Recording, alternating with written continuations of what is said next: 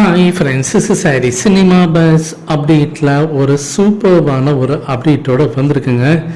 So எனக்கு தெரிஞ்சு கூலி படத்தோடைய அப்டேட் என்ன வரும்ன்றது பார்த்தீங்கன்னாக்கா, அநேகமாக நாளைக்கு அமீர் கான் அவர்களுடைய பிறந்தநாள், அவரோட கேரக்டர் ரிவீலிங் வீடியோ ஏதாவது கிளிப்ஸிங்ஸ் அந்த மாதிரி தான் வரப்போகுதுன்னு நினைக்கிறேன். ஏன்னா டீசர் வருமானு கேட்டாக்கா இப்போ வந்து 50-50 சாய்ஸ் அப்படின்ற மாதிரி தான் தெரியுது. ஏன்னா இவ்வளோ நேரம் ஆயிடுச்சு.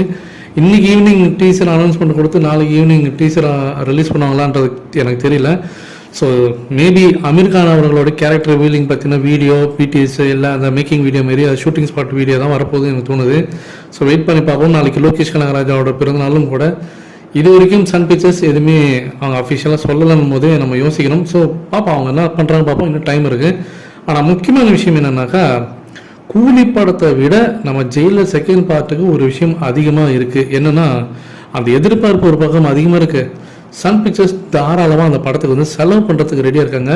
அதுவும் இல்லாமல் நம்ம தமிழ் சினிமாவில் இது வரைக்கும் எந்த ஒரு படத்துக்கும் இவ்வளோ பெரிய தொகை கொடுத்து அவங்க பிரம்மாண்டமான பொருட்செலவு பண்ண போகிறது இல்லை. இந்த படம் தான் முதல் முறையாக 2.0 இருக்கட்டும், மற்ற எந்த ஒரு படமாக இருக்கட்டும், தமிழ் சினிமாவில் இது வரைக்கும் ஹையஸ்ட் பட்ஜெட் மூவி எதுன்னு கேட்டாக்கா இன்றைக்கி தேதிக்கு ஜெயிலர் செகண்ட் பார்ட்டு தான் அப்படின்ற மாரி அழுத்தம் திருத்தமாக சொல்கிறாங்க கூலி டாட்டரில். ஏன்னா அந்தளவுக்கு பெரிய ஸ்டார் கேஸ்ட் இருக்குது இந்த படத்தில். ஒவ்வொருத்தவங்களுடைய சம்பளமே பார்த்தீங்கன்னாக்கா அவ்வளோ போக போகுது. அவ்வளோ பெரிய ஸ்டார் கேஸ்ட் இருக்காங்க. பெரிய பொருட்செலவில் இந்த படத்தை எடுக்க போகிறாங்க. செட்டெல்லாம் பிரம்மாண்டமாக அமைக்க போகிறாங்க. படத்தில் அவ்வளோ முக்கியமான சில விஎஃப்எக்ஸ் காட்சியெல்லாம் இருக்குது அப்படின்ற மாதிரி தகவல் வருது. ஸோ வெயிட் பண்ணி பார்ப்போம். இன்னொரு பக்கம் கூலி திரைப்படமே பார்த்தீங்கன்னாக்கா 1000 கோடி அடிக்கும் அப்படின்ற மாதிரி நம்ம எல்லாருமே எதிர்பார்த்துக்கும் போது, ஜெயிலர் செகண்ட் பார்த்தா இவ்வளோ பெரிய பட்ஜெட்டில் எடுக்கிறாங்கன்னா அதோடைய ப்ராஃபிட், நெட் ப்ராஃபிட் எந்த அளவுக்கு வரணும்னு அவங்க எதிர்பார்ப்பாங்க தெரியுங்களா? கூலி 1000 கோடி அடிக்குதுனாக்கா ஜெயிலர் செகண்ட் பார்த்து 1500 கோடி அசால்ட்டாக அடிக்கணும். அதுக்கேற்றா போல தான் இப்போ அவங்க இப்போ ஸ்டார்டிங்லேருந்தே ப்ரிப்பேர் பண்ணியிருக்காங்க.